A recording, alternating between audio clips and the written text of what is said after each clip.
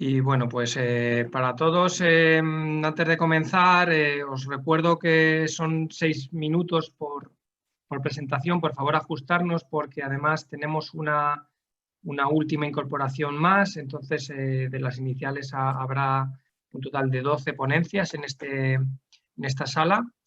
Os recuerdo que las preguntas, por favor, o bien las hacéis personalmente a través del chat que tenéis aquí entre los presentadores, o bien los dejamos si queréis para otro momento, porque si no, no nos va a dar tiempo. Si veo yo que sí que termináis en 3 o 4 minutos, pues bueno, podemos hacer alguna pregunta. No hay tampoco que ser muy rígidos en esos temas. Y lo que sí es rígido es en el tiempo. Presentarme, yo soy Pablo Burillo, que soy la persona que está moderando el aula 4. En este caso vamos a hablar hoy de personas, hábitos, competencias y formación, con diferentes tipos de presentaciones, como habéis podido ver, desde impacto del deporte, o en este caso durante la pandemia, y luego habilidades de las personas, de diferentes emprendedoras, personas mayores, planes de estudio también, formación, bueno, un montón de temas muy interesantes. Vamos a dar comienzo, si te parece, Xavier, con la ponencia. En este caso, la primera que vamos a tener ahora se titula El impacto del COVID-19 sobre deportistas profesionales y de alto nivel, y la presenta Xavier Moya. Cuando quieras, Xavier, pues puedes comenzar.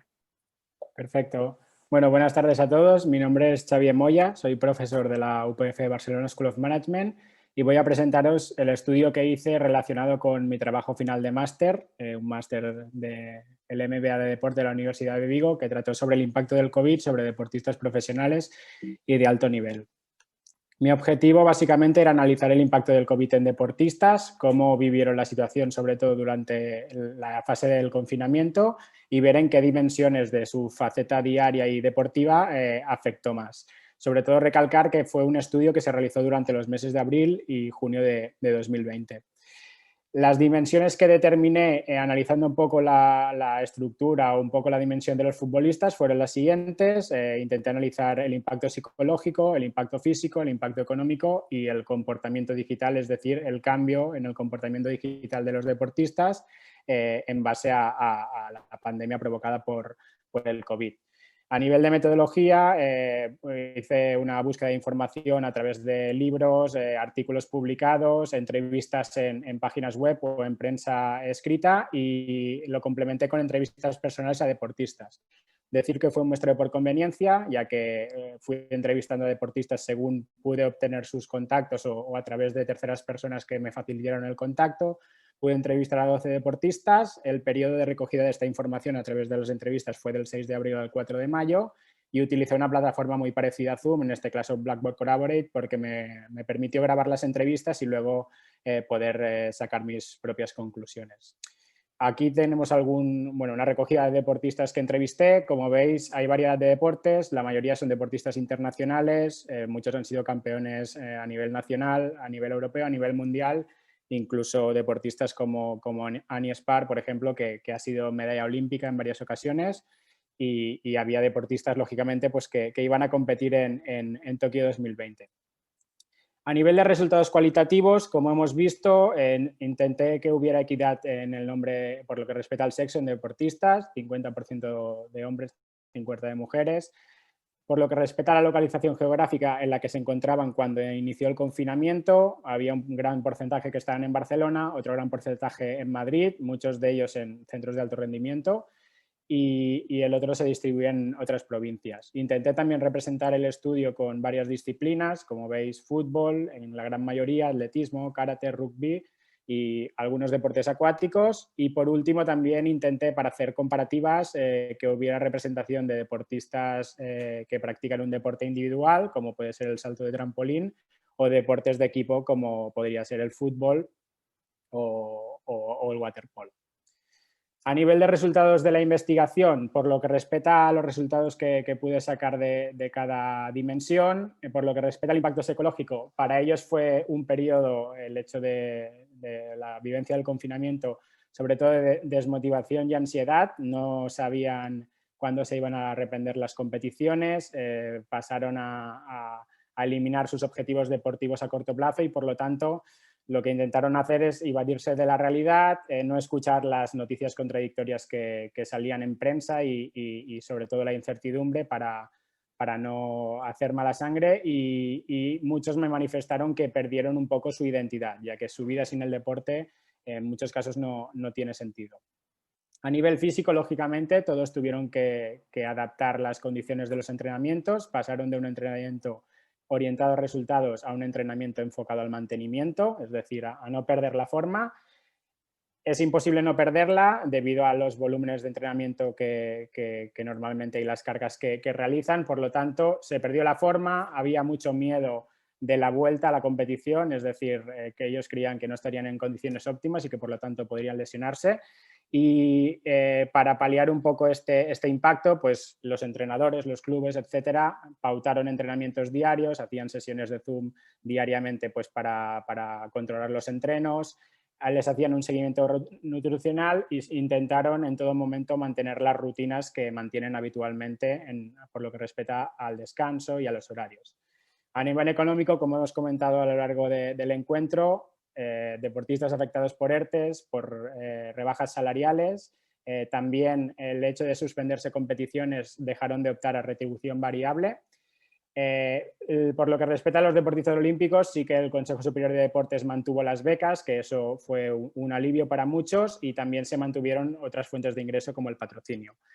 No obstante, había una gran incertidumbre a medio y largo plazo, ya que se sabía que el impacto de la pandemia tendría consecuencias muy graves en clubes, federaciones y ligas. Y a nivel de comportamiento digital, lógicamente, a través del aumento del tiempo libre, esto les conllevó a utilizar muchas nuevas aplicaciones, como poder hacer Zoom para conectar con los compañeros y entrenadores, o otras por ocio como específico en pantalla, y se pudieron también acercar a sus seguidores de forma más cercana y periódica que cuando están compitiendo al más alto nivel.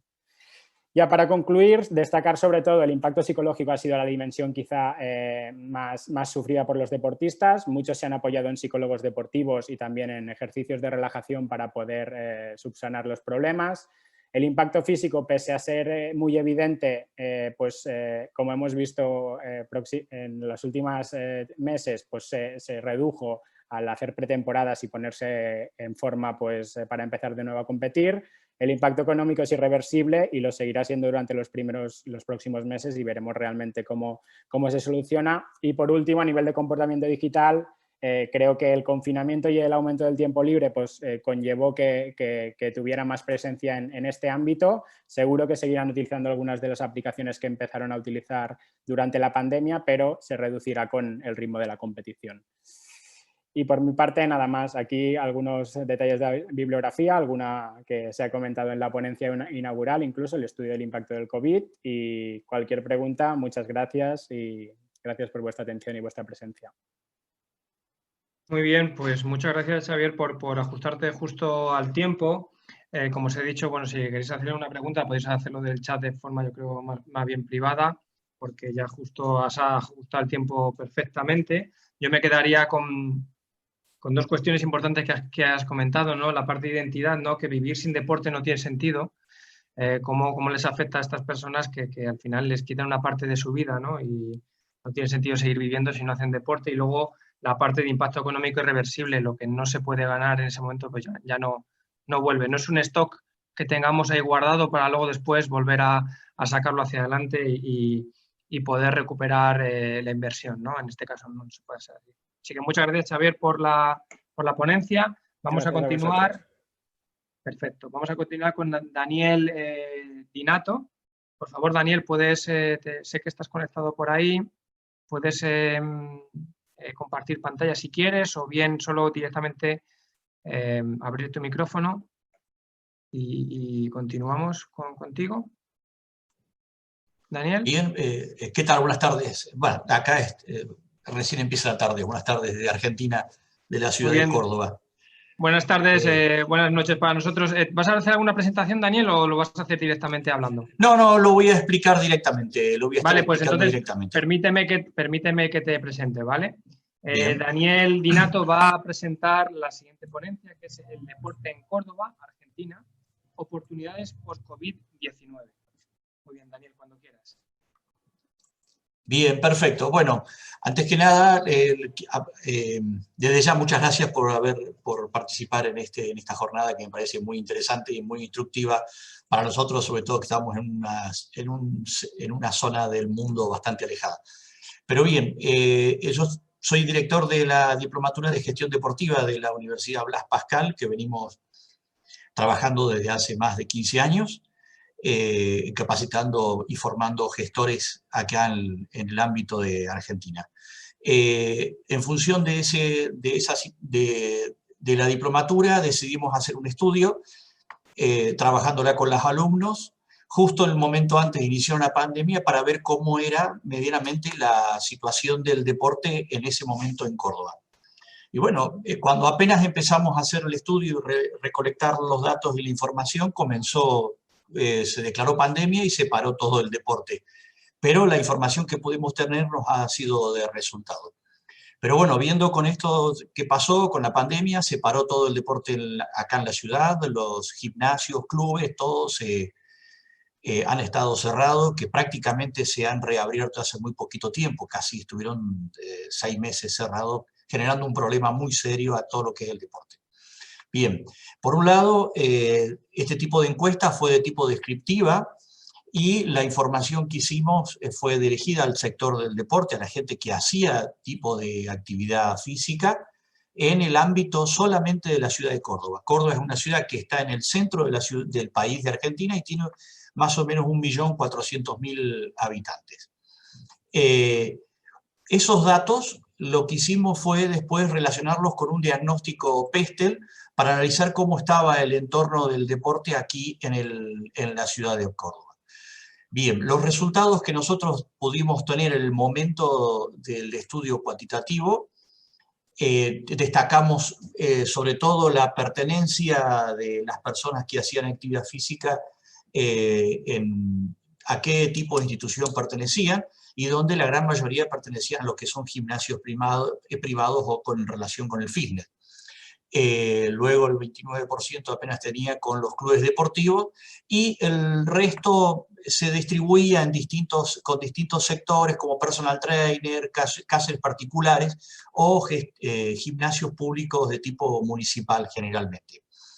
Otro de los ítems que hemos averiguado en ello fue que el gasto, que nunca se había hecho este tipo de estudio, dónde iba todo el gasto en el deporte. Obviamente que el mayor gasto del deporte se iba en la ropa deportiva, en el calzado, y después venía lo que es las cuotas o los gimnasios deportivos.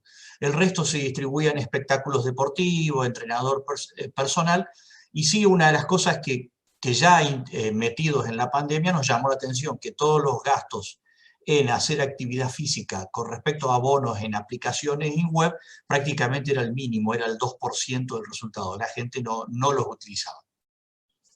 Uno de los temas que también pudimos calcular es que en Córdoba, hasta para en marzo, se gastaba a nivel anual, una persona gastaba alrededor de $420. Nosotros generalmente medimos todo en dólares, que estaría siendo casi unos 500 euros más o menos en este momento a nivel anual. Bien, el estudio nos quedó ahí, pero en realidad no nos servía, entonces realizamos un diagnóstico Pestel, analizamos los factores políticos, económicos, sociales, tecnológicos, ecológicos y legales, tomando esas variables que eran las que comprenden, y bueno, rápidamente nos determinó que a nivel político todo el manejo de esta pandemia era que muchas decisiones dependían de la política, y sí notamos que no había ningún ente oficial o privado que participara de las decisiones. Acá se había formado el Comité de Emergencia de la pandemia y no había ningún ente deportivo que estuviera participando. Con respecto al económico, destacamos realmente que la economía si bien no hay datos, porque estamos en un país o en un sector que no se miden los datos, y menos los datos del deporte, no se han medido nunca, obviamente lo que uno pudo conversar y hablar con el ambiente del deporte ha sido catastrófico, porque la caída fue total. Se han cerrado un montón de gimnasios, obviamente todos, clubes, hasta que hace menos de un mes que se habilitaron la reapertura. Bueno, obviamente que en lo social también se notó que ha caído muchísimo la actividad física, pero sí, si bien no podían ir a gimnasio, se destacaba a modo de observación la utilización de los parques y todo para que la gente pudiera caminar. Es como que lo iba usando por una cuestión personal de decir, bueno, me mantengo en algo de actividad física. Y sí ha habido algunos estudios que se han hecho que aumentó la obesidad y se afectó mucho lo que son las relaciones sociales. A nivel tecnológico, lo que sí, bueno, tratar de dar clases virtuales, creo que ha pasado, los gimnasios lo han utilizado y la mayoría de las instituciones deportivas para dar clases de tipo virtual, y fue una herramienta momentaria que, según hablando con gente de la Cámara Cordobesa de Gimnasios y Fitness, eso fue un impacto al principio y después decayó. Es como que la gente lo usó el primero y después no se interesó tanto. A nivel ecológico, bueno, sabemos bien que el COVID-12 tiene baja transmisión a nivel de la utilización de los espacios naturales. Se empezó a utilizar muchísimo, pero lo que llama mucho la atención que los 3 parques más importantes que hay aquí en la ciudad de Córdoba están cerrados, que tienen acceso restringido y en este momento todavía se mantienen cerrados y no han sido habilitados para que lo use la gente, y eso nos llama la atención. Con respecto a la cuestión legal, hay un montón de normativas y resoluciones que se dan, que se están dando, y que realmente nosotros lo que hemos hecho el estudio con estas, se ven una notable contradicción con las medidas que se van tomando. En ciertos tipos de medidas que dicen algunas cosas y después al poco tiempo se contradicen con otras, y eso genera una gran confusión y una gran incertidumbre a todo el sector del deporte, que lo afecta muchísimo. Bueno, y como conclusión, lo que hemos sacado es que sí o sí está haciendo falta, uno, la inversión en I+D, o en generar o crear una entidad que se dedique a hacer estudios deportivos, ya sea por la oferta, la parte económica, la utilización de los servicios, etc. En este momento no hay nadie, y es muy importante que podamos tener, este es el momento de generar un espacio donde uno realmente pueda empezar a utilizar y a estudiar qué es lo que está pasando con el deporte en la ciudad, y obviamente eso ayudaría mucho a poder establecer políticas futuras para el momento que todos llamamos la recuperación, ¿no? Por otro lado, es otro gran momento para reorganizar el espacio público aquí en la ciudad, donde uno podría readecuar instalaciones, infraestructura, con la posibilidad de generar que la gente utilice esos espacios para mejorar su movilidad y actividad física, como también todo lo que es una movilidad alternativa y sustentable, que vendría muy bien. Y el tercer Daniel, lugar, por favor, terminamos porque sí, si no se nos come el tiempo. ahí estoy terminando. Y por último, bueno, establecer programas de ayudas institucionales que realmente han quedado en el camino o han sido muy pobres. Así que bueno, eso más o menos son las 3 conclusiones que hemos llegado. Desde ya, muchas gracias por este espacio. Muchas gracias, Daniel. Bueno, nos quedamos con esos comentarios que has dicho, que no habría un ente deportivo que estuviera participando en la gestión de esta pandemia, y como también hemos comentado en la mesa inaugural y en la mesa redonda, como pasa en España, y que sorprende que los parques estén cerrados cuando hemos visto que es un sitio bastante libre de COVID. Muchas gracias, Daniel. Vamos a seguir con la siguiente ponencia, que la va a presentar Antonio Hernández Martín. En este caso, la ponencia tiene por título, Antonio, si te puedes ir conectando. Sí, aquí estoy, Pablo. Tiene por título Desarrollo de un sistema web para promover la salud en escuelas deportivas, Software Active Health Sportec. Y los autores son Antonio Hernández Martín, Samuel Manzano Carrasco, Enrique Colino y Manuel León. Cuando quieras. Vale, Antonio. ¿se me ven las diapositivas? Perfectamente. Vale, pues me presento. Mi nombre es Antonio Hernández, miembro del grupo IGOIT de la Universidad de Castilla-La Mancha y también de la Spin-off IGOIT Sportec. Como bien ha dicho Pablo, os voy a hablar un poco del desarrollo de un sistema para promover la salud de escuelas deportivas a través del protocolo Active Health Sportec, el software Active Health. Para poneros un poco en contexto, el grupo IGOIT, junto con la Universidad de Castilla-La Mancha, ha creado la Spinot, IGOIT Sportec, la primera Spinot en ciencia del deporte, en este caso de España. El objetivo es la transferencia, la transferencia de conocimiento en materia de gestión deportiva y de instalaciones deportivas, pero también sigue una línea de apoyo a las políticas deportivas para la promoción de hábitos saludables y la promoción de salud. Y con ello hemos creado el protocolo ActiveHealth. Este protocolo es una evaluación, en este caso a los niños de diferentes escuelas deportivas, en el que se hacen diferentes test y al final se les da a cada niño, a cada padre, todos los resultados en un informe totalmente individualizado de cada una de estas pruebas. Estas pruebas son la composición corporal mediante una tanita. Aquí a la derecha podemos ver la imagen del informe que nos da masa grasa, masa muscular, etcétera. Asimetría de presiones, también podemos ver la imagen del informe que obtenemos a través de este test. Un test de hábitos alimenticios mediante un cuestionario Quimet. Está basado en la adherencia a la dieta mediterránea. Mediante preguntas de sí o no, vemos si el niño tiene una baja, una media, una alta adherencia a esta dieta mediterránea. También un test de fuerza manual mediante un dinamómetro. En este caso tenemos los percentiles según el sexo y la edad de los niños para comprobar su estado respecto a la fuerza manual. Igualmente pasa con un test de potencia de salto y con el test respiratorio, la Kuznavet. Disponemos de los percentiles según el sexo y la edad de los niños para saber su estado en estas pruebas.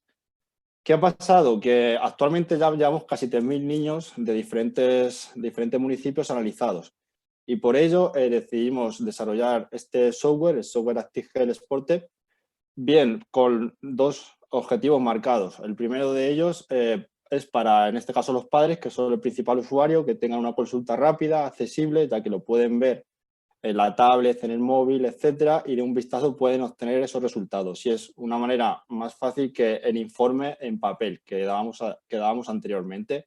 Y también a nosotros nos sirve para unificar todos los datos que tenemos, personalizarlos según municipios, deportes, etcétera. ¿Qué consiste este software ActiveHealth? Tiene dos roles principales, uno el de padre y madre, que será casi el 100% de los usuarios, y otro el rol el del administrador personal de IGOIT Sportec para tratar todos los datos que obtenemos. Aquí veis el enlace, el link, y les damos un usuario y una contraseña a cada padre para que puedan acceder.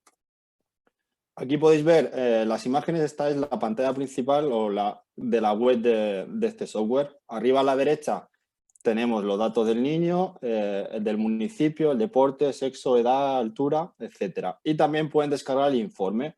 El informe que dábamos anteriormente en papel, ahora simplemente con descargarlo en PDF lo tienen exactamente igual. Y lo que observamos aquí es cada una de las pruebas que hemos realizado, sus valores, junto con los percentiles. De un vistazo, de forma muy visual, se puede observar si el niño se encuentra el color verde, tiene un buen percentil, color amarillo es, digamos, la mitad, y percentil rojo, valores bajos. Aquí a la izquierda vemos en este gráfico hexagonal cómo cada punto es cada una de las pruebas que hemos realizado. Cuanto más cerca de las aristas esté el niño, mejores resultados obtendrá. Y de un simple vistazo los padres pueden ver resultados.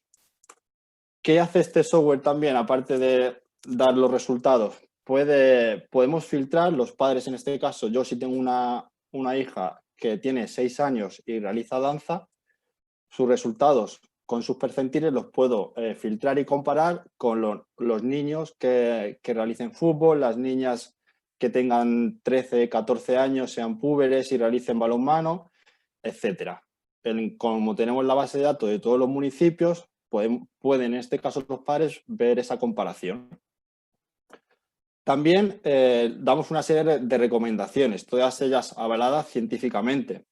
Tenemos unas recomendaciones de composición corporal según el índice de masa corporal. Si tiene un índice bajo, por ejemplo, damos recomendaciones de generar más energía, etcétera. Si es saludable, mantener los hábitos que tenga alimenticios como hábitos de ejercicio. Si su IMC es obeso o alto, evitar ultraprocesados, realizar más actividad física, etcétera. También recomendaciones de ejercicio y actividad física. Vemos en la pirámide de Fitness for Life, en este caso de actividades que pueden desarrollar durante cada día a actividades de más intensidad que la pueden realizar 2 o 3 veces a la semana. Incluso que no puedan pasar más de 2 horas mirando la pantalla, etcétera. Y por último, también recomendaciones alimenticias. El plato saludable. Habéis visto seguro el plato de Harvard. Aquí lo tenéis, indica la proporción de alimentos que se debe tomar, en este caso para los niños, para que siga una dieta saludable. Por lo tanto, ¿qué hemos hecho? ¿Cuál es la finalidad del desarrollo de este sistema web, de este software? Lo que nosotros anteriormente dábamos en papel, ahora es una herramienta muy útil, sobre todo para los usuarios, en este caso para los padres, ya que de un simple vistazo pueden ver todo lo que han obtenido sus hijos, a la vez qué recomendaciones que de manera generales ofrecemos y pueden compararlo con otros deportes. Y para nosotros obtenemos una base de datos en la que podemos filtrar y agrupar datos según queramos realizar investigaciones o así el ayuntamiento nos lo diga, ya que también realizamos un informe general al ayuntamiento. Y esto ha sido todo. Muchas gracias a todos por vuestra Pues muchas gracias, por vuestra Antonio. asistencia. Gracias por tu presentación y por ajustarte al tiempo. Nada, pues yo creo que es bastante interesante una herramienta así, que además da accesibilidad a los padres y que son al final los últimos que toman la última decisión en torno a la parte económica y de hábitos de actividad física de sus hijos. Muy bien, pues vamos a ver por aquí. Quitamos la presentación, si puedes, Antonio, y continuamos con la siguiente ponencia, que es María Huertas González Serrano. A ver si vamos por aquí. Estoy por aquí. Vale, a ver si quitamos ahí. Sí, Antonio, ¿puedes quitar la presentación? Un momento.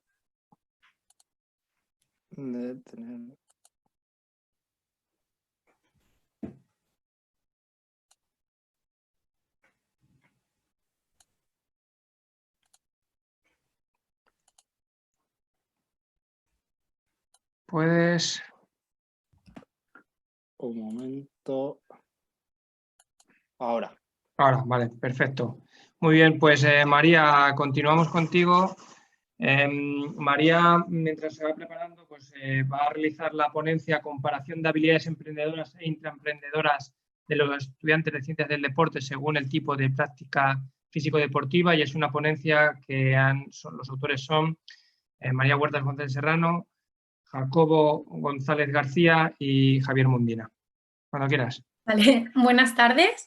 Soy María Huerta González Serrano, soy profesora de la Universidad de Valencia y junto a mis compañeros Rómulo y Javier del grupo SMIR hemos realizado la ponencia que lleva por título Comparación de las habilidades emprendedoras e intraemprendedoras de los estudiantes de Ciencia del Deporte según el tipo de práctica físico-deportiva.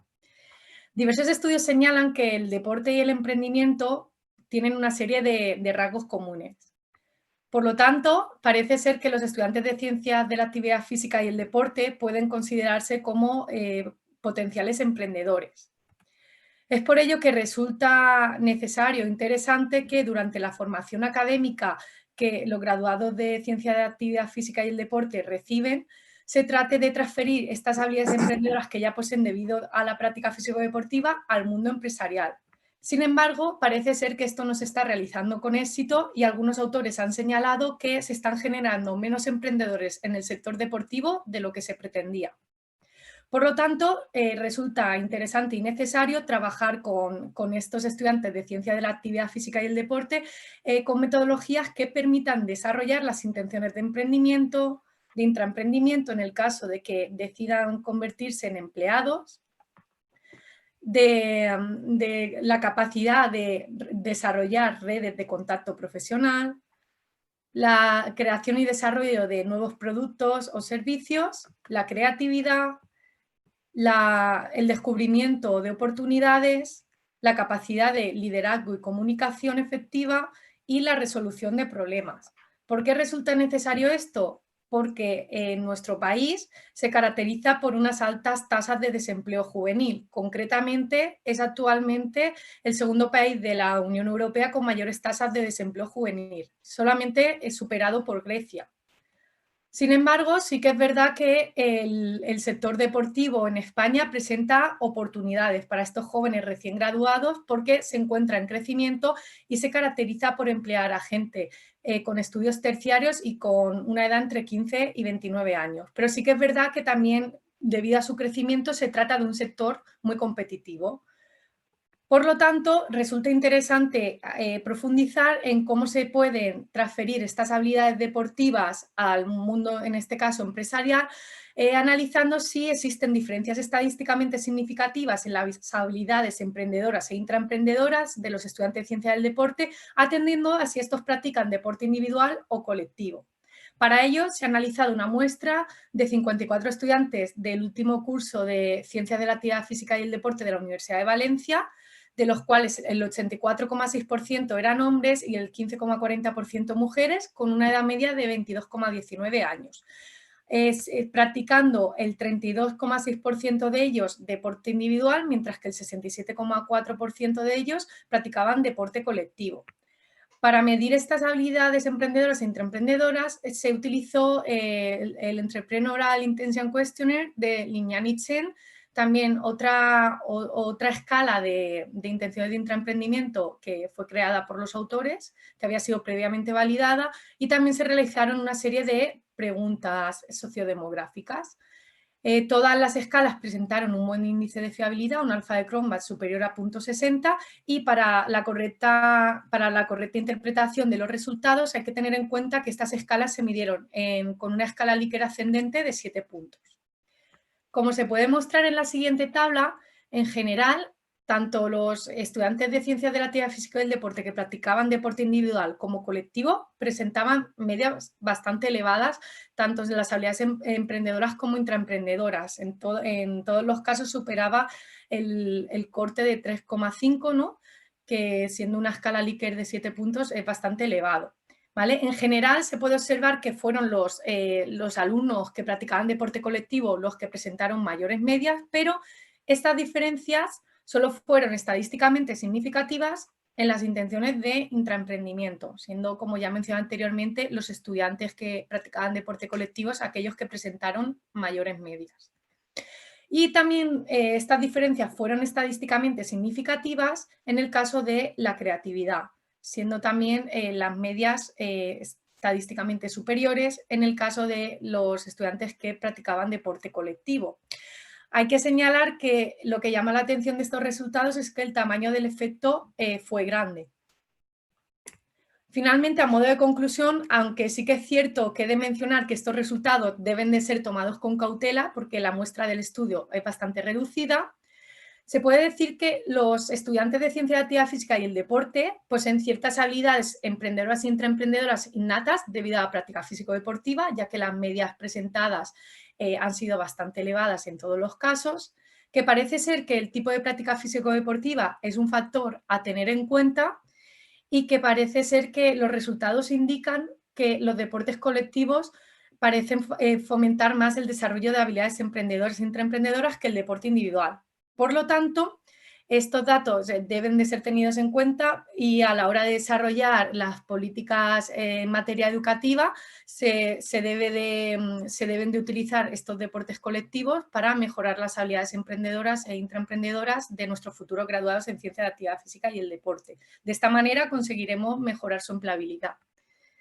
Simplemente, nada, finalmente, muchas gracias por vuestra atención y debajo tenéis mi correo electrónico por si queréis realizarme alguna pregunta o alguna consideración. Muchas gracias, María Huertas, perfecto. Yo creo que llevas toda razón de que la falta de oportunidades laborales en los jóvenes, pues debemos fomentar este tipo de emprendimiento en los estudiantes, sobre todo porque es una industria deportiva que está en crecimiento, como has dicho tú, y altamente competitiva. Por eso es tan importante.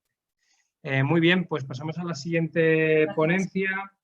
En este caso la va a presentar Samuel Manzano Carrasco y tiene por título Healthy Energy Sportec. Perdona si no lo he dicho bien, Samuel. Healthy Elderly Sportec, programa de promoción deportiva y hábitos saludables en adultos mayores. No sé si estás por ahí, Samuel. Sí, estoy por aquí. ¿Se me escucha? Se escucha, sí. Y es una ponencia que ha realizado junto con Enrique Colino, Antonio Hernández y María Marín. Cuando quieras. Sí, voy a poner la presentación.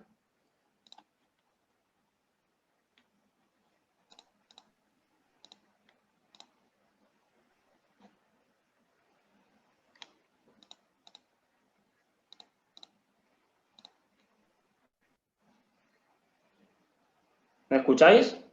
Te escuchamos perfectamente, pero no vemos... Vale. Dame un segundo, a ver.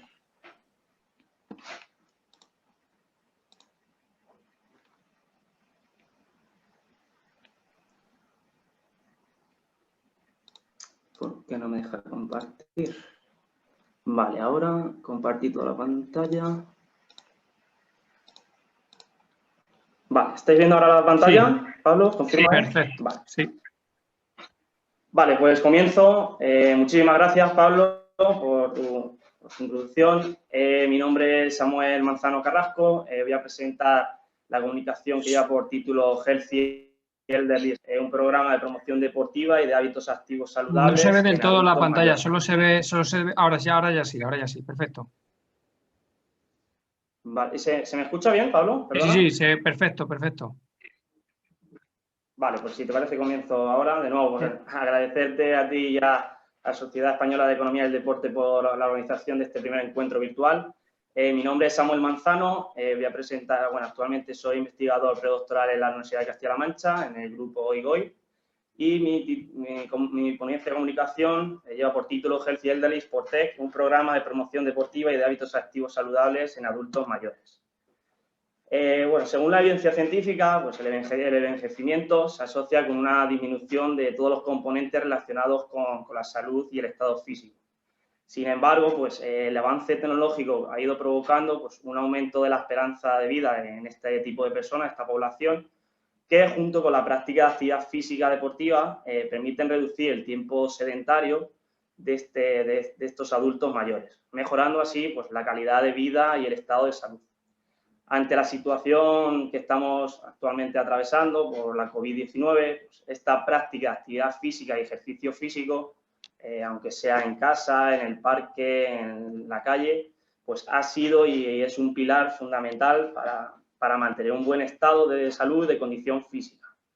Por ello, desde las instituciones, organismos y ayuntamientos, pues se necesitan estrategias y políticas deportivas públicas que apuesten por actividades y programas de promoción deportiva dirigidas a esta población de edad avanzada. Por ello, el objetivo principal de esta comunicación, con este proyecto, es valorar la calidad de vida y la condición física orientada a la salud de los adultos mayores que se encuentran inscritos en actividades deportivas municipales por medio de las tecnologías accesibles y la prescripción de ejercicio físico mediante una plataforma digital. Decir que actualmente pues, esta comunicación es la presentación de un proyecto que actualmente estamos desarrollando y es de transferencia. Como metodología, pues este programa se compone de 5 pilares básicos en los cuales pues, queremos medir diferentes parámetros. En primer lugar, pues, la evaluación de la calidad de vida mediante cuestionario SF12, una valoración del estado antropométrico pues, mediante una tanita en la que recogemos pues, diferentes valores y datos respecto al peso, porcentaje de masa grasa, porcentaje de masa muscular. Además, también pues, evaluamos la estabiliometría y el riesgo de caídas mediante una plataforma de presiones plantares.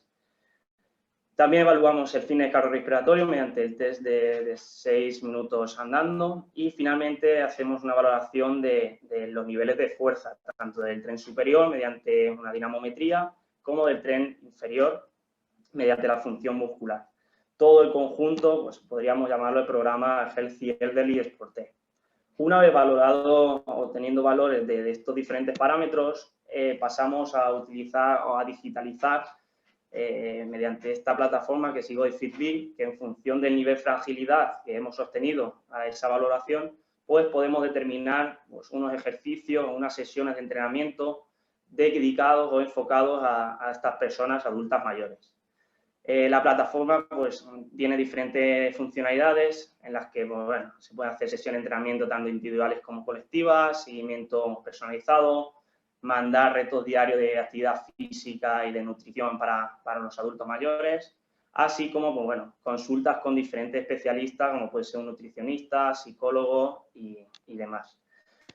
Y finalmente, bueno, como resultado esperado, pues cada participante que se incluye dentro de esta valoración, de este programa, pues obtiene un informe individual, personalizado, con todos los resultados y datos obtenidos, así como esa institución, organismo o ayuntamiento, un informe global de cómo se encuentra esta población más de edad avanzada, más mayor, de cara a esos diferentes parámetros de condición física y de salud.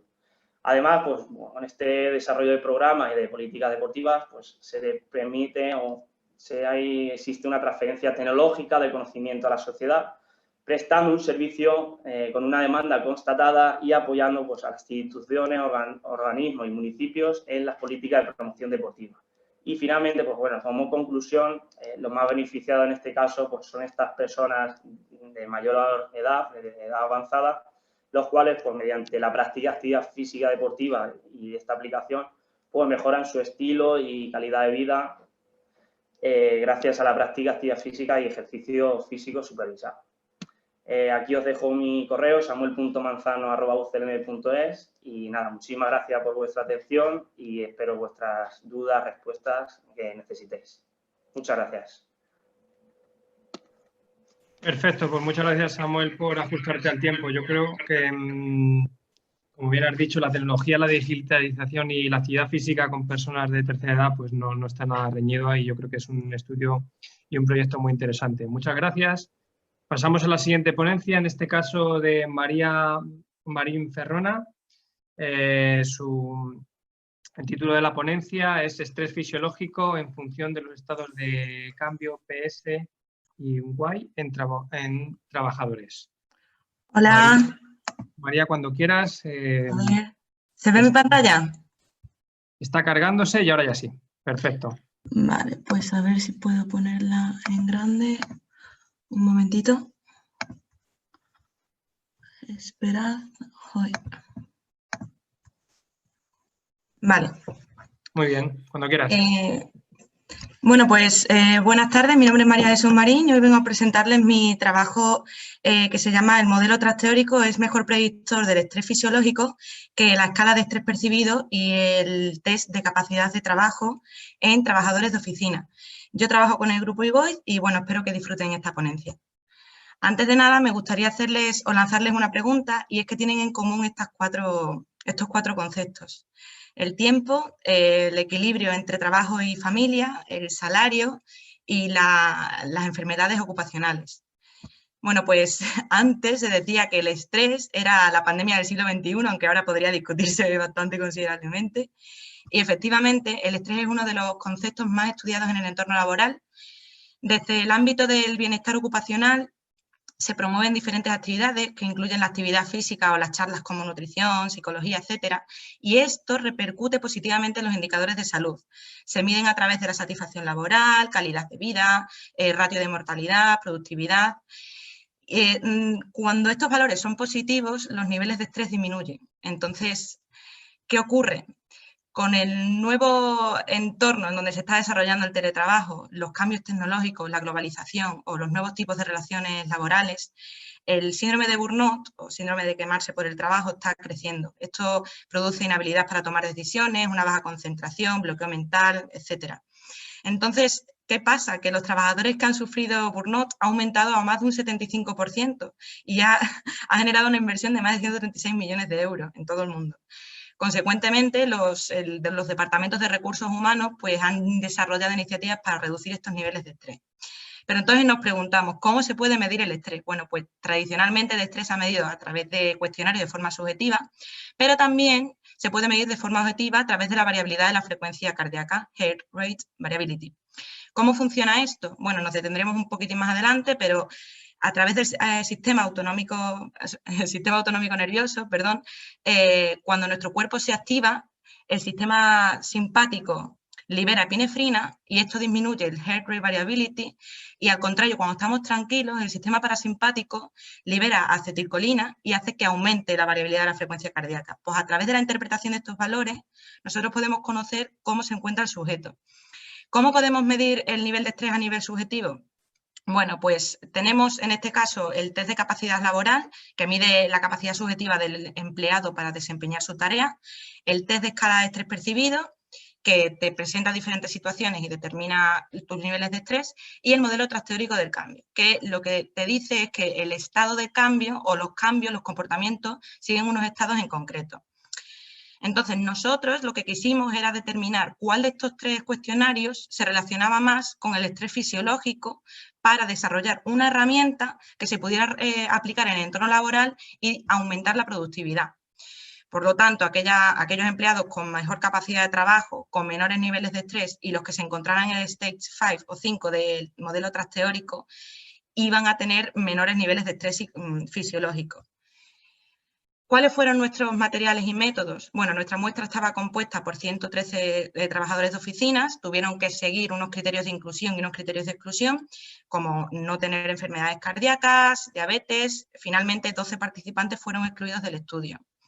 El modelo transteórico se compone de 5 stages. A nosotros el que nos interesa es el Stage 5, que es el de mantenimiento, que es cuando el sujeto está o lleva activo, realizando actividad física por más de 6 meses. En estos primeros stages el sujeto no realiza actividad física y aquí ya es cuando empieza a inclinarse a practicar y a incluirla en su día a día. El test de capacidad laboral se divide en cuatro grupos y cuando se sitúa en excelente es cuando los sujetos, digamos que tienen mejor capacidad laboral. Y el Perceived Stress Scale o test de estrés percibido se divide en 3 grupos. La variabilidad de la frecuencia cardíaca la medimos a través del Bodyguard 2, que mide los latidos del corazón y te registra cada latido. Entonces, cuando nosotros nos sentimos relajados, la frecuencia cardíaca disminuye y por lo tanto el tiempo entre latido y latido es más grande, por lo tanto nuestra variabilidad de la frecuencia cardíaca pues aumenta porque es mayor, y al contrario pasa con el sistema simpático. Entonces, además de esa información de los 3 cuestionarios y la variabilidad de la frecuencia cardíaca, nosotros registramos 2 cuestionarios, un cuestionario y un diario, para tener más información del sujeto, y hicimos el siguiente análisis estadístico. Nuestras variables independientes fueron el test de escala, el Y, el PSS y el modelo transteórico, y las variables dependientes fueron la RMSSD, el porcentaje de recuperación y el porcentaje de estrés. Se utilizó un análisis de la normalidad a través de Kosmologov-Smirnov y un análisis descriptivo estadístico. Después se aplicó Bonferroni y utilizamos un nivel de significación de 0,05. Esto es el análisis descriptivo, sus resultados y la distribución de los grupos en función de los cuestionarios. Y bueno, donde quiero incidir es en la regresión lineal que hicimos. Aquellos sujetos que estaban en el Stage 5 del modelo transteórico fueron los que más correlación tuvieron con la variable de la RMSSD, el porcentaje de estrés y el porcentaje de recuperación. Finalmente, ¿qué podemos decir? Que el cuestionario que más se adapta o que más refleja el estrés fisiológico es el modelo transteórico, en concreto aquellos sujetos que se encuentran en el Stage 5. Por lo tanto, usar el modelo transteórico de estados del cambio para identificar el estrés psicológico y fisiológico en trabajadores de oficina puede ser una buena herramienta, muy rápida, para prevenir el absentismo y mejorar la productividad y bienestar de nuestros trabajadores. ¿Cuáles son las conclusiones? Pues que los 3 cuestionarios analizados pueden representar psicológicamente el estrés, tienen cierta relación con el estrés fisiológico.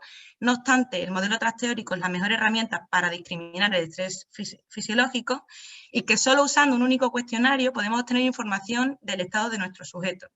Entonces, con esta información podemos conocer la salud de nuestros empleados y promover mejores iniciativas de bienestar laboral. Esto es todo, muchísimas gracias y espero que hayan disfrutado. Gracias, María Jesús. Bueno, pues la verdad es que el estrés laboral es una enfermedad que es posible que haya aumentado incluso en estos tiempos, con lo cual yo creo que es muy interesante lo que acabas de compartir con nosotros. Muy bien, pues vamos a dar a la siguiente ponencia, en este caso es de Nuria Molina García. Mientras Nuria se va compartiendo o se va presentando. Hola, Nuria. Hola, buenas tardes. La ponencia se titula Una aproximación al análisis de las employability skills del alumnado universitario confinado por la pandemia del COVID-19, y los autores son Nuria Molina, González Serrano, García Martínez y Feliz Valer. Cuando quieras. Gracias, Pablo. ¿Me escucháis bien? Perfectamente. Bueno, pues mi nombre es Nuria. A continuación voy a proceder pues, a la presentación de una aproximación al análisis de las employability skills en el alumnado universitario confinado, en este caso, por la pandemia del COVID-19. Y, bueno, un trabajo realizado junto con mi compañera que ha presentado hace un poquito, María González Serrano, y mis compañeros Salvador García y Alberto Ferri. Colaboración entre la Universidad de Alicante y la Universidad de Valencia. Bueno, para comenzar, quería comunicar de dónde salió esta idea, ¿no? Esta idea salió previa a la pandemia del COVID-19 y es porque, sobre todo en la Universidad de Alicante, estamos percibiendo en el alumnado de máster que termina su formación académica y tiene una sensación de no saber cómo afrontar una entrevista de trabajo. Se está muy preparado en cuanto a contenidos teóricos o técnicos, aquellos que se imparten en las asignaturas, pero se perciben unas carencias en cuanto a otro tipo de competencias, lo que hablábamos antes en la mesa redonda moderada por Manel. Pues estas competencias serían las aquí abajo denominadas skills, que sería pues nuestro concepto estrella, las employability skills o habilidades laborales o profesionales, tiene múltiples nombres. Y lo que viene este estudio a intentar conseguir es, bueno, pues un poquito ver que el sistema educativo necesita un cambio. ¿Por qué? Pues porque actualmente en el mercado laboral se está generando una crítica en cuanto a que el capital humano que les viene desde las facultades tiene una carencia en cuanto a los nuevos perfiles que demandan. ¿Y con esto qué quiero decir? Quiero decir que los nuevos empleos demandan unos candidatos más exigentes, con otro tipo de capacidades, que quizá no estamos trabajando dentro del sistema educativo como el mercado actual va a ir demandando. Todo ello pues, se analizó dentro del periodo de pandemia de COVID-19 durante los meses de marzo, abril, junio, y de lo que se trató es de averiguar si la educación de verdad, como dice ISINC en 2017, necesita una transformación en cuanto a la educación que está actualmente basada en contenidos, tratar de cambiar y basarla en estas competencias del siglo XXI o competencias clave, también llamadas habilidades blandas o soft skills, que nacen como complemento de las hard skills, de las competencias técnicas, que serían las competencias más cognitivas, aquellas en las que nos enfocamos los docentes en garantizar que se adquieren los contenidos y nos olvidamos a veces de ese complemento menos medible, no cognitivo, pero más perdurable en el tiempo, que es en lo que ahora se está tratando de evaluar en la selección de personal.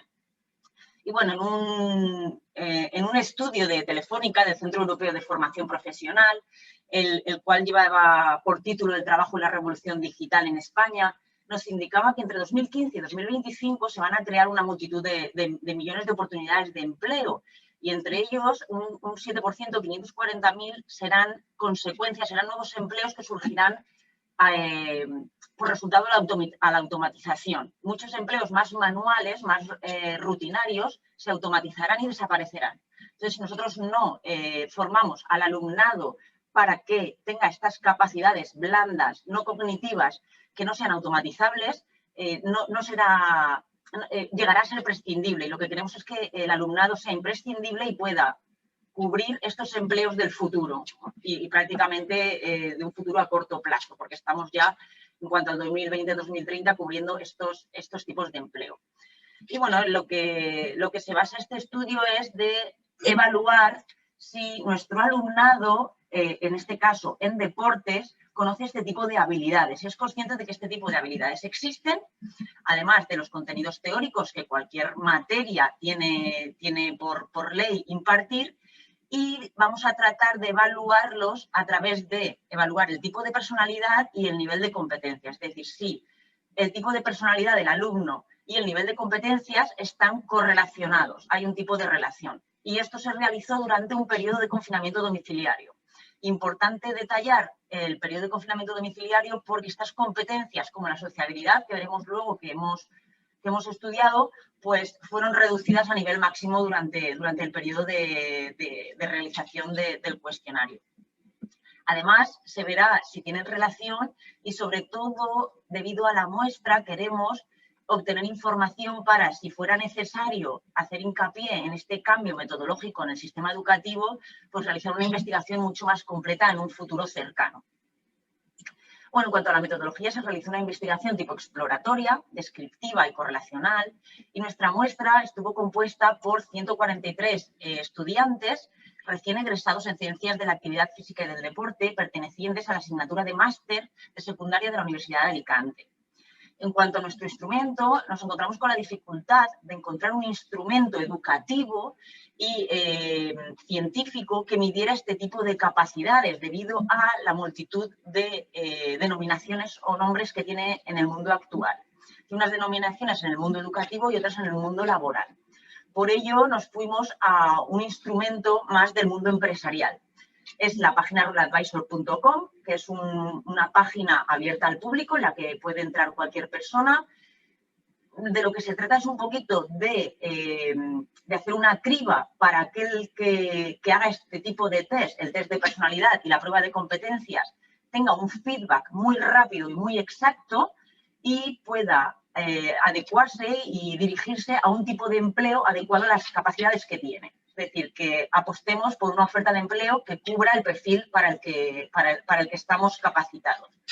Aquí he puesto unas imágenes que dan un poquito un ejemplo de lo que la página nos da como una tela de araña en cuanto a tipos de perfiles. Tiene 18 tipos de perfiles este cuestionario y 11 tipos de competencias. Cuando hacemos el test de personalidad o de perfil, nos da un animal que no tiene ninguna relación, pero sí que nos dice 4 valores que nos definen a la perfección. Nos da un desarrollo en cuanto a cuáles son nuestros puntos fuertes, puntos débiles, cuáles serían nuestros desafíos a nivel de personalidad. Y en cuanto a la prueba de competencias, evalúa 11 competencias y nos sale aquí unos gráficos de barras en cuáles estamos por debajo de la media, en la media y por encima de la media. Y algo muy interesante es que nos da herramientas para mejorar aquellas competencias en las que nos encontramos por debajo de la media.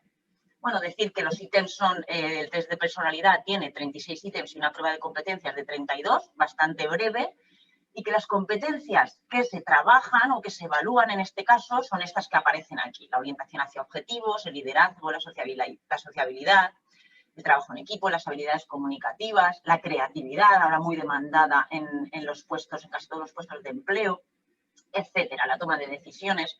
Un poquito estas que no garantizamos con los contenidos teóricos, pero que sí que son ahora altamente evaluables en una prueba de selección de personal y muy difícilmente medibles. Por ello, garantizar que nuestro alumnado tenga estas competencias, pues les va a garantizar ya no solo la inclusión o la prueba, pasar la criba de un puesto de trabajo, sino permanecer y mantenerlo. Bueno, en cuanto a los resultados obtenidos, tenemos que los rasgos de personalidad de la muestra estudiada más frecuentes fueron que nuestro alumnado es en mayor parte perfeccionista, meticuloso, estratega, tiene una gran capacidad de influir, es ambicioso y preocupado por los demás. Y sorprendentemente tenemos unos datos menos frecuentes, quizá debido a la gran variedad de ramas y de perfiles que tenemos, con menor carácter investigador, algo que nos hace tenerlo en cuenta, menos carácter innovador, poco reflexivo, poco adaptable, poco sacrificado y confiado. Esto sería pues lo que tendríamos que trabajar en nuestro alumnado. Vamos terminando, si te parece, Nuria, por favor. Sí, ya estoy terminando. Y en cuanto a las competencias evaluadas, pues como aquí podemos ver, la sociabilidad estuvo presente en todos los perfiles, el trabajo en equipo y la planificación y la orientación por objetivos fueron altamente puntuados y algo deficitario a trabajar, pues el liderazgo, la toma de decisiones y la capacidad de trabajo. Y ya finalizando, bueno, decir que en esta línea, trabajos de Amezquita de 2018 nos dicen que el sistema educativo, para trabajar estas competencias blandas, lo que tiene que hacer es apostar por conceptos que generen tendencia a nivel laboral, como trabajar la inteligencia artificial y la Big Data como asignatura universitaria, la gestión del talento y estimular la enseñanza y el aprendizaje a través de las TICs. Y en la misma línea, Arroyo nos dice que la formación debería ir tanto para el docente como para el alumnado, que estas competencias se deben de identificar y trabajar a través de la tecnología y, sobre todo, también que deberíamos de incluir la colaboración entre empresas y el dominio de un segundo idioma como puede ser el inglés. Y bueno, como conclusión, pues que nos dieron los datos que sí que resultaría beneficioso implementar estas enseñanzas o estas employability skills en el alumnado, en particular mejorando su carácter innovador, el investigador, la toma de decisiones, el liderazgo y la capacidad de trabajo y sobre todo las habilidades comunicativas. Y nada más. Muchísimas gracias por la atención. Espero haberme ajustado al tiempo y cualquier duda o consulta, pues aquí tenéis mi correo electrónico. Muchas gracias, Nuria. Yo creo que es interesante, ¿no? Eso, como bien has comentado al final, revisar el perfil a las competencias para poder mejorar la adecuación al puesto de trabajo finalmente. Muy bien, pues dejamos la siguiente ponencia. En este caso la va a presentar Benito Pérez González y tiene por título la edad relativa, el RAE y la nueva generación de futbolistas internacionales de categorías inferiores. Benito, pues cuando quieras puedes comenzar.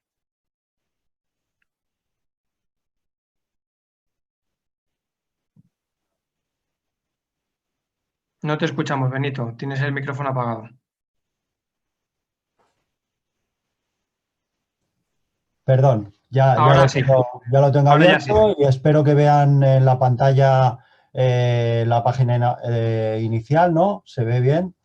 Y nada, quería decir que felicito a mis predecesores, que la verdad que han presentado trabajos muy, muy interesantes, algunos de ellos con modelos en los que, bueno, pues me ha parecido realmente interesante. En nuestro caso, presentamos un estudio sobre el efecto de la edad relativa, un efecto en el que yo con algunos colegas venimos trabajando desde hace años y que, bueno, venimos trabajando, pero se sigue produciendo, ¿no? Este trabajo lo presento junto con, bueno, pues Álvaro Fernández Luna, Pablo Burillo y David Arroyo. El efecto de la relativa, como muchos de vosotros pues sabréis, es el efecto que consiste en la menor presencia en diversos ámbitos de los nacidos en los últimos meses próximos al corte anual, que generalmente se refiere al 31 de diciembre, y a partir del cual se clasifica una nueva categoría de edad. Y sucede mucho en deporte. El primer artículo sobre RAE y deporte lo publicaron el matrimonio Barsney junto con su colega Thompson en 1985 a propósito del hockey, que es el deporte pues, nacional en Canadá.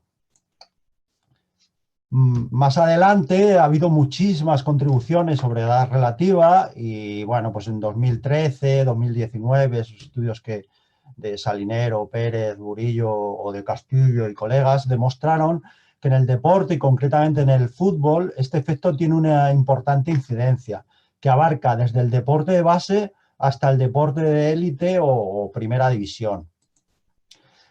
¿Y cuál fue el objetivo de nuestro estudio? Bueno, pues en 2019 se celebraron 4 importantes citas futbolísticas de categorías inferiores. En concreto, ven ahí los logotipos de esas 4 competiciones, el CONMEBOL, el Campeonato Sudamericano Sub-20, el Mundial de Fútbol Sub-20, organizado por la FIFA, y organizados por la UEFA el Campeonato de Europa Sub-21 y el Campeonato de Europa Sub-19. Se celebraron muchos otros, pero consideramos que estos 4 eventos eran los más importantes en categorías inferiores que se han celebrado en los últimos años. ¿Y qué queríamos hacer? Queríamos saber si se había producido efecto de la edad relativa en los equipos seleccionados. Bueno, vimos que la muestra era de 822 futbolistas, una muestra importante, Y ahí ven la división por los diferentes campeonatos y también en función del trimestre. Hasta ahora era muy habitual analizar el efecto de la relativa viendo las frecuencias trimestrales y haciendo la prueba chi cuadrado, pero no tenía la suficiente fuerza estadística.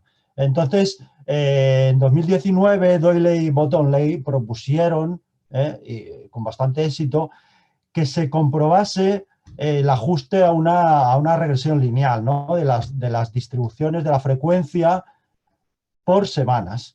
52 semanas que tiene el año, y eso es lo que nosotros hemos hecho en nuestro estudio, calculando adicionalmente un índice de discriminación que mide la diferencia de probabilidad de que un jugador sea seleccionado en función de si nació en el día 1, que generalmente como coincide el corte con el 31 de diciembre, pues si nació el 1 de enero o si nació el 31 de diciembre. Ver cuál es la diferencia de probabilidad. Eso es lo que hemos medido en nuestro estudio.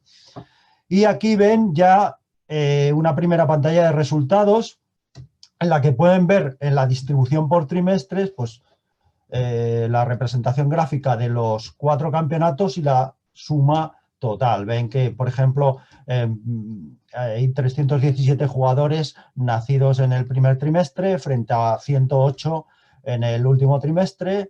O, por ejemplo, la distribución por meses, pueden ver que hay 112 jugadores de enero y solo 29 de diciembre. ¿Es eso normal? Bueno, pues para eso tenemos que ver si existe, pues ajusta la regresión de Poisson. Ahí vemos la significación estadística que calculamos con el programa SPSS en su versión 19. Hicimos la regresión de Poisson, como bien decía anteriormente, y el ID, la diferencia, ¿no?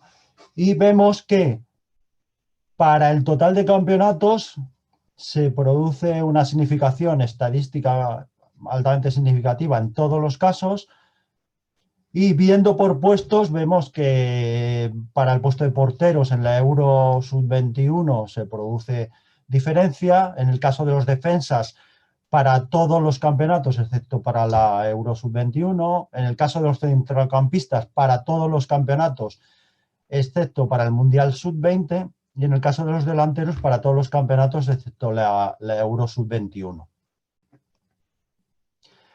En cuanto al ID, vemos, por ejemplo, que la posibilidad de que la Euro Sub-21 un portero haya nacido en el 1 de enero frente al 31 de diciembre es 15 veces superior.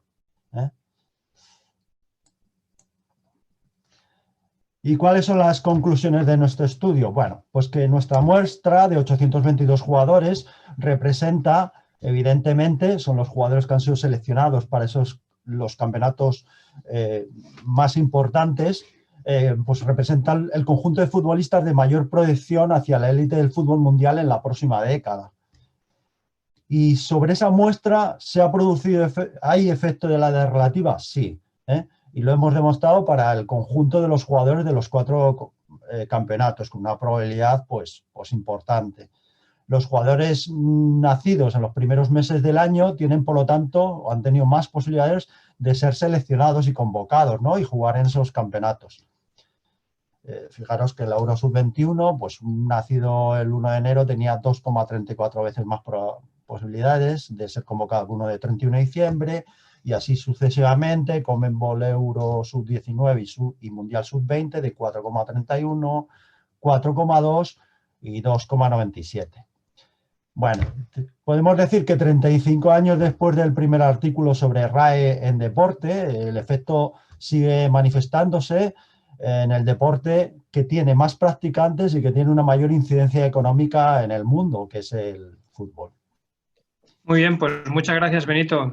Muy interesante la ponencia. Bueno, como bien has dicho, el RAE se sigue dando por mucho que existan contribuciones sobre esto.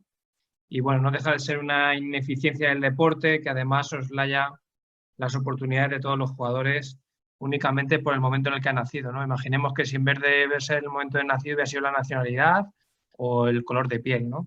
Al final es una ineficiencia y hay que seguir denunciándola. Muy bien, Benito, pues muchas gracias. Seguimos y siguiente ponencia la va a dar Borja Serra. En este caso, Borja va a presentar revisión de los planes de estudio en ciencia de la actividad física y el deporte, de los medios de comunicación sociales y la gestión deportiva. Borja, pues... Muy buenas tardes. Buenas tardes, Borja. Cuando me podáis confirmar de que se observa bien... Se observa bien. Vale, perfecto. Pues muchísimas gracias. Me presento, soy un estudiante actualmente del máster de gestión deportiva de la Universidad de Valencia y vamos a pasar directamente a la materia porque vamos con tiempo justo y seguro que Pablo lo agradece. Bien. Te lo agradezco infinitamente. Perfecto.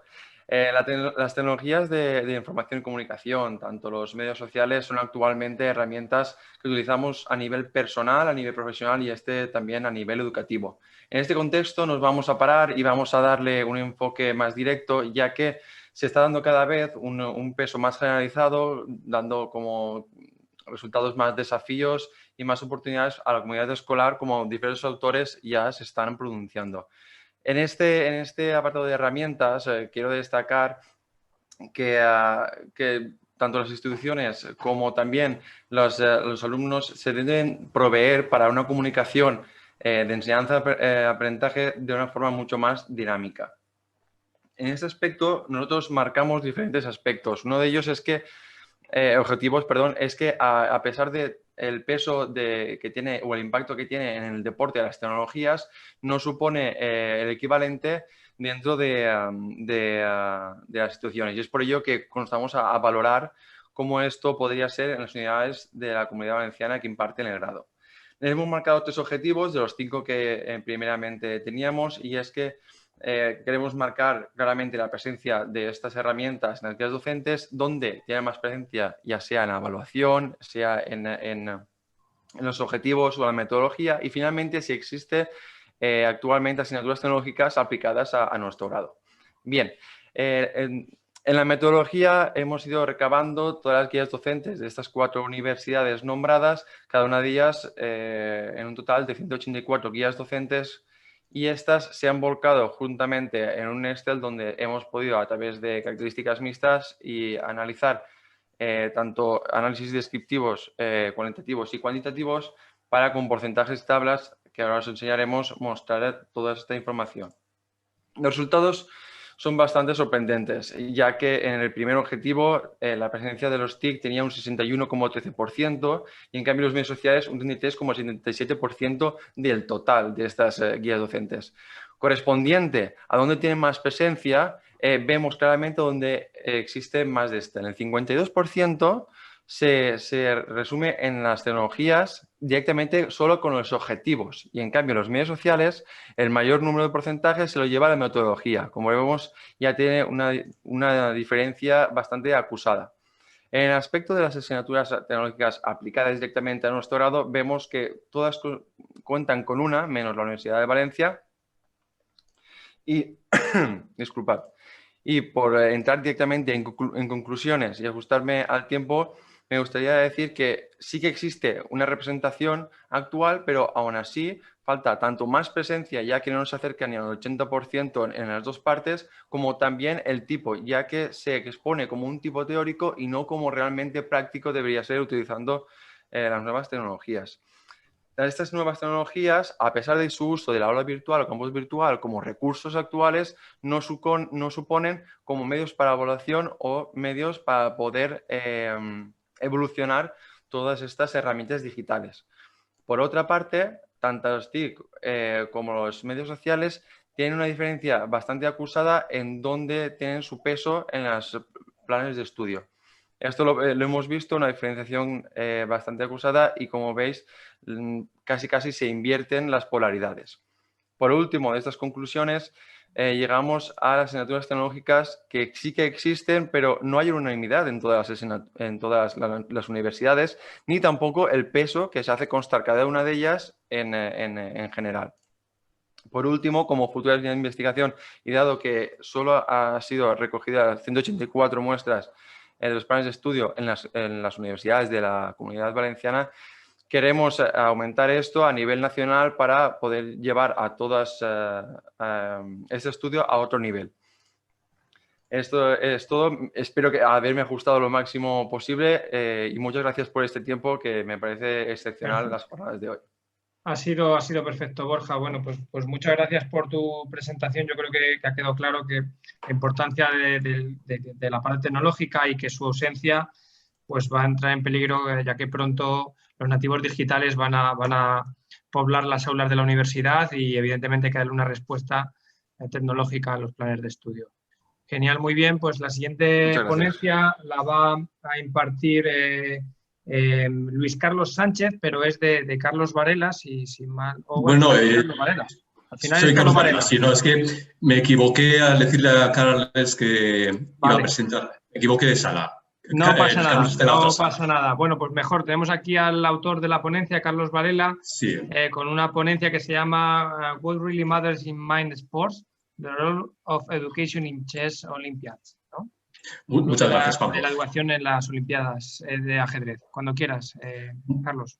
Perfecto, pues muchas gracias por la oportunidad de presentar esta ponencia. El título de la misma es ¿qué importa realmente en los deportes mentales, ¿no? El papel de la educación en las Olimpiadas de ajedrez? Y este trabajo ha sido elaborado a 6 manos junto con David Forrest y Juan de Dios Tena. Y el punto de partida es el paper seminal de Bernard Bussy de 2004 que dio pie pues, al interés académico a fin de determinar cuáles son las principales variables explicativas respecto a las diferentes performances de los países en las competiciones deportivas, ¿no? Las principales competiciones deportivas que se han analizado pues, son las distintas Olimpiadas, la paralímpica, la de verano, la de invierno, también el fútbol, ¿no? Tanto clubes como equipos nacionales, ¿no? Y los principales determinantes que se ha obtenido que explican el éxito de los países en estas competiciones internacionales son el PIB per cápita, la población y también lo que son variables políticas, especialmente cuando se tienen en cuenta pues, la antigua Unión Soviética y el bloque del Este. Nuestro objetivo ya no es fijarnos tanto en los deportes físicos, sino centrarnos en un nicho de mercado como son los deportes mentales, ¿no? Y más concretamente en el ajedrez. La pregunta que nos vamos a hacer es ¿qué importa realmente en el ajedrez? ¿Y por qué es importante? 24 personas también miran en este caso. Son 24 personas que saben mucho. Ya, es que soy tan nervioso. Continúo, ¿se puede? ¿Se me escucha? Ya lo he apagado. Vale, perfecto.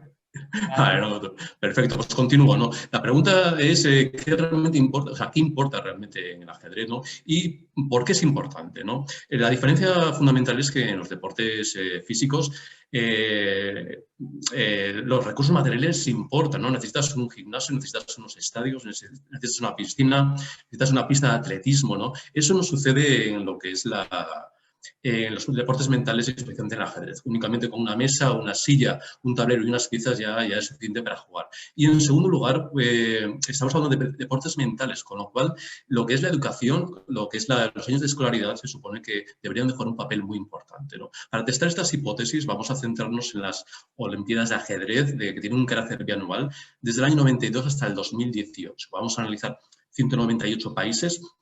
Aquellos países que no participan van a tener un porcentaje de puntos de 0, con lo cual tenemos una muestra que está censurada hacia la izquierda, con lo cual nos lleva a utilizar un modelo TOBIT de efectos aleatorios, tal como hicieron Bernard Bussy. Y el tamaño de la muestra es de 2.610 observaciones. Las fuentes pues, es el Instituto for Health Metrics and Evaluation, el World Bank y chessresults.com. Y estos son los resultados. En el primer modelo tenemos un modelo bastante simple. La variable dependiente es el porcentaje de puntos que tiene cada país en una Olimpiada en concreto. Y las variables explicativas, en este caso, son el PIB per cápita y la población, ambos expresados en logaritmos naturales. Como se puede ver, son muy significativos. Sorprende el hecho de que en un deporte mental pues, los recursos materiales sean tan importantes, ¿no? En un segundo modelo lo complicamos un poco más teniendo en cuenta las variables que también incorporaron Bernard Bussy, la variable host, o sea, si eres anfitrión o no. En este caso, no, ser anfitrión no es significativo y eso se puede explicar porque realmente normalmente cuando estás en una competición de las Olimpiadas de ajedrez, el público está separado totalmente de lo que son los referees y de lo que son los jugadores. Respecto a las variables políticas, podemos ver que los países socialistas actuales, Laos, Vietnam, Corea del Norte, Cuba, no son significativos, posiblemente porque son pocos países, ¿no? China tampoco es significativa, está expresada por sí sola. Sin embargo, los países de la antigua Unión Soviética, estén ahora o no dentro de la Unión Europea, siguen teniendo un importante rendimiento en las Olimpiadas de ajedrez. Parece ser que quien tuvo retuvo, ¿no? Y en tercer lugar, el tercer modelo, ya introducimos nuestra variable de interés, que es la variable de educación. Podemos ver que la población sigue siendo significativa, que el PIB per cápita en este caso ya deja de ser significativa cuando introducimos nuestra variable de interés, la educación, ¿no? Y esto nos lleva pues a las siguientes conclusiones. La primera conclusión es que en un modelo simple, pues cuando analizamos la población, el efecto de la población y del PIB per cápita, estos siguen siendo igual de significativos, al igual que sucedía con los deportes físicos. Sin embargo, cuando introducimos la educación, cuando introducimos los años de escolarización, podemos observar que tiene un papel crucial, ¿no? Y que el efecto del PIB per cápita se desvanece, posiblemente porque el PIB per cápita pues, está mediado a través de la escolaridad, ¿no? Parece ser que los países que tienen un mayor nivel de renta per cápita tienen un mayor nivel educativo y eso es lo que hace que tengan pues, un mayor rendimiento pues, en las Olimpiadas de ajedrez. Y con esto yo creo que es suficiente. Si tenéis alguna duda, pues ya sabéis, me escribís. Y yo creo que me ha ajustado el tiempo, Pablo. Sí, perfectamente, Carlos. Muchísimas gracias por esa interesante ponencia y, como bien has dicho, con el que retuvo, ¿no? La parte importante de la cultura, en este caso en los deportes mentales y también pues, bueno, el PIB y la población, que también son variables explicativas. Muy bien. Vamos a continuar con el siguiente ponencia. Las dos últimas nos quedan. En este caso, Alberto Vidal Vilaplana nos va a hablar del proyecto europeo EdMedia, propuesta metodológica de Moodle para fomentar la carrera dual de los deportistas. Cuando quieras, Alberto. ¿Se ve la pantalla? Se ve todo perfectamente, sí. Perfecto, muchas gracias, Pablo. Pues nada, yo soy Alberto Vidal. Recientemente incorporado a la Universidad de Valencia como personal investigador en formación a través de la beca FPU y junto con mis compañeros María Huertas, Ferran Calabuig y Josep Crespo hemos preparado esta publicación, el proyecto europeo EdMedia, propuesta metodológica de Moodle para fomentar la carrera dual de los deportistas. Se trata de un proyecto europeo en el que ha participado la Universidad de Valencia y que está relacionado con la carrera dual de los deportistas y su promoción a través de los medios sociales. Antes de profundizar, a ver, no pasa de aquí, perfecto. Antes de profundizar en lo que es el proyecto, vamos a contextualizar un poco qué es la carrera dual. La carrera dual se considera una carrera con dos focos principales, un foco de deporte de competición y por otra parte la formación académica o profesional del deportista para la posterior inserción laboral en el futuro de esta persona. Es una temática que recibe el interés de muchas áreas del conocimiento, ya puede ser como la psicología o la sociología del deporte, instituciones políticas, educativas y demás. Desde el grupo SMIRC de investigación en gestión deportiva hemos tratado, estamos enfocando esta temática a través de la participación en el proyecto que ahora os voy a presentar. El interés en Europa hacia la carrera dual se ha visto incrementado en los últimos años, concretamente desde la aparición de las European Guidelines en 2012 para el fomento de la carrera dual en Europa. Fruto de este interés en crecimiento son los 66 proyectos europeos Erasmus Plus sobre carrera dual que se han dado entre los años 2014 y 2020 y que suponen una inversión de más de 11 millones del presupuesto establecido para el programa Erasmus Plus entre los años 2014 y 2020. Dentro de estos 66 proyectos europeos encontramos el proyecto Media as a Channel of Athletes Dual Careers Promotion and Education, que es en el que está participando el grupo de investigación de gestión deportiva de la Universidad de Valencia y que se encuentra ya en su etapa final, puesto que es un proyecto que ha durado 2 años, desde 2019 hasta este 2020. Este proyecto nace tras detectar la necesidad de ayudar a los estudiantes deportistas a usar las redes sociales de forma estratégica para promover sus carreras duales, a la vez que pretende concienciar a las organizaciones y a la sociedad en general sobre la importancia de esta carrera dual. En este proyecto han participado un total de 8 organizaciones o instituciones europeas, entre las cuales se encuentra la Universidad de Valencia. Además de participar en las diferentes fases y tareas que se han realizado a lo largo del proyecto, la Universidad de Valencia se ha encargado en particular de una de las tareas que consiste en la elaboración y propuesta de la metodología a seguir en la plataforma online que se ha desarrollado en este proyecto y que es una de las principales aportaciones que se han realizado en este proyecto. Vale, perfecto.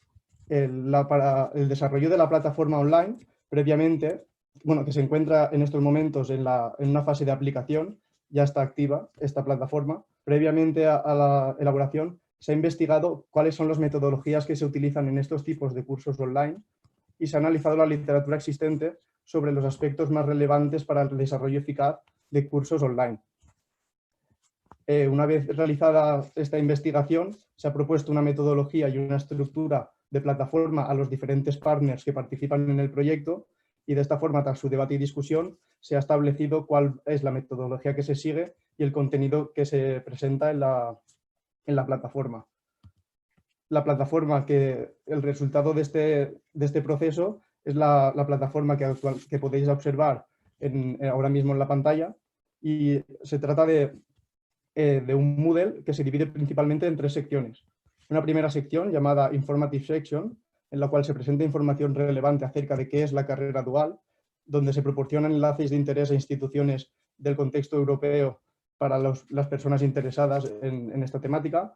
Y también se explica en cierta manera el grado de desarrollo de las diferentes directrices de la Unión Europea que se dan en cada país que participa en el proyecto. La segunda sección, como aparece también en la pantalla, se conoce como la Interactive Section y ofrece la posibilidad de que los usuarios de la plataforma, los estudiantes deportistas, interactúen con diferentes especialistas o instituciones deportivas de relevancia a través de los perfiles en redes sociales que se ofrecen en esta sección.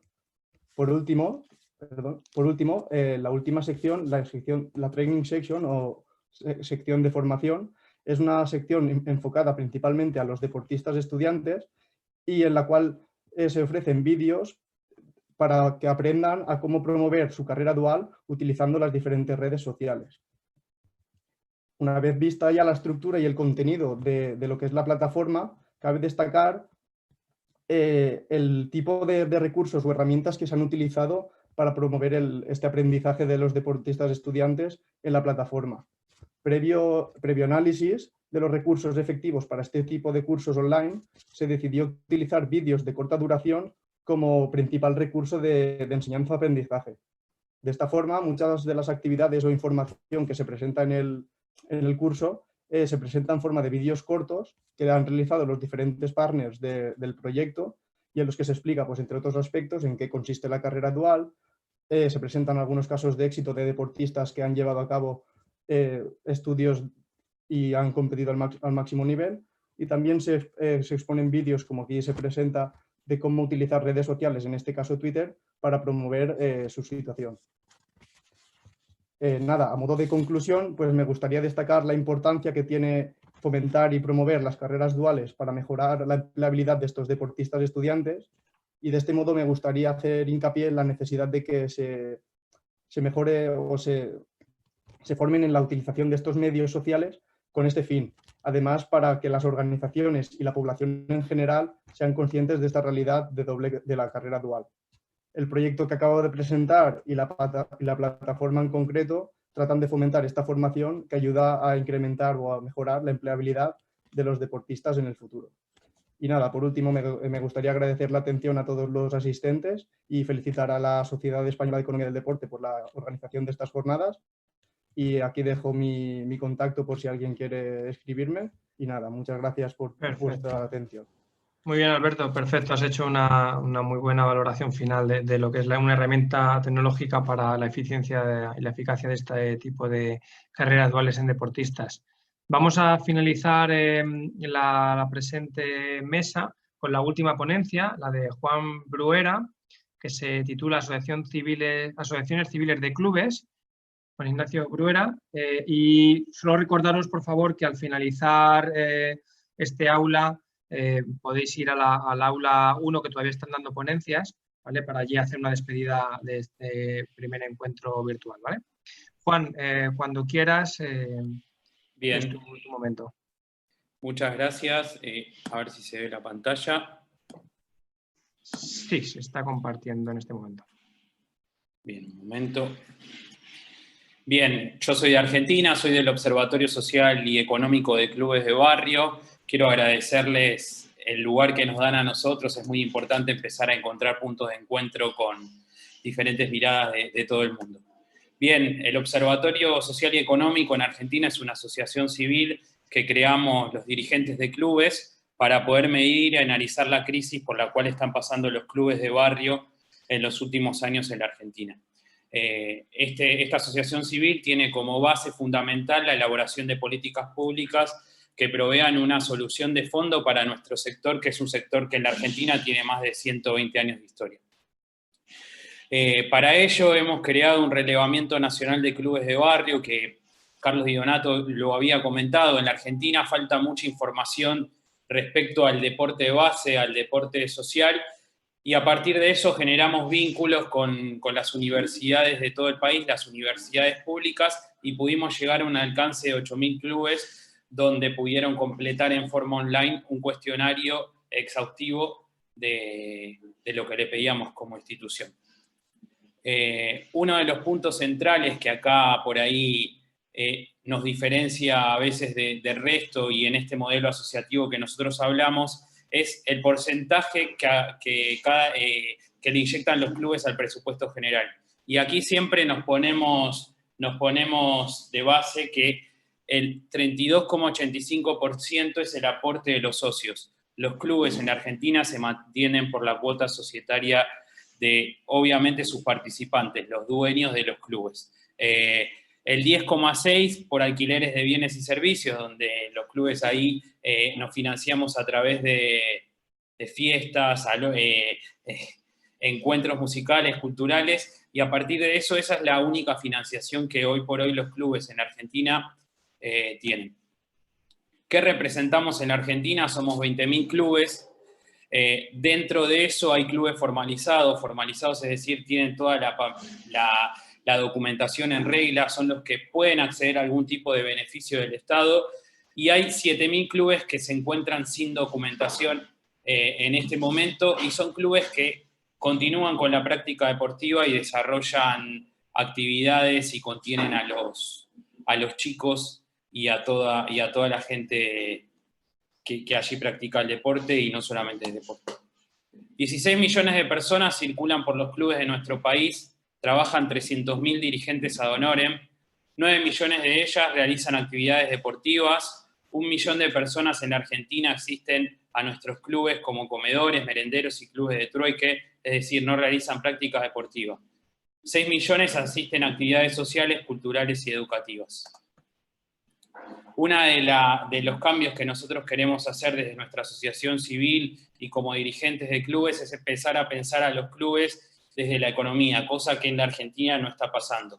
En nuestras instituciones generamos empleo directo, que serían lo que son los profesores, preparadores físicos, utileros, médicos, que hoy trabajan de manera formal e informal y son aproximadamente 750.000 personas. También empezamos a plantear el empleo indirecto, que es aquel que se genera en todas las industrias de las cuales somos grandes consumidores, que por ahí se habla mucho en este congreso y es importante para nosotros participar, que es, por ejemplo, lo textil, el calzado, la hotelería, el transporte. Terminamos, Juan, Bien. si te parece, por favor. Sí, bien. A la otra aula. Gracias. Perfecto. Bueno, muchas gracias. No, bueno, no quería cortarte bruscamente, solo... No. Está bien. ¿Voy a hacer algún tipo de conclusión? Agradecerles. Nosotros nos sentimos muy importantes de participar acá y en Argentina vamos a cumplir un rol importantísimo post pandemia porque vamos a ser un eslabón enorme en la contención social de nuestro país. Muy bien, muy interesante, y como hemos comentado, también se ha dicho en la primera mesa la importancia de la asociación entre las diferentes entidades deportivas, pues yo creo que es importante para tener fuerza y poder hacer lobby ante las instituciones, ante la administración. Muy bien, pues nos vamos al aula 1 si os parece, y muchas gracias a todos por asistir en esta aula de personas, hábitos y comportamientos. Un abrazo y hasta ahora.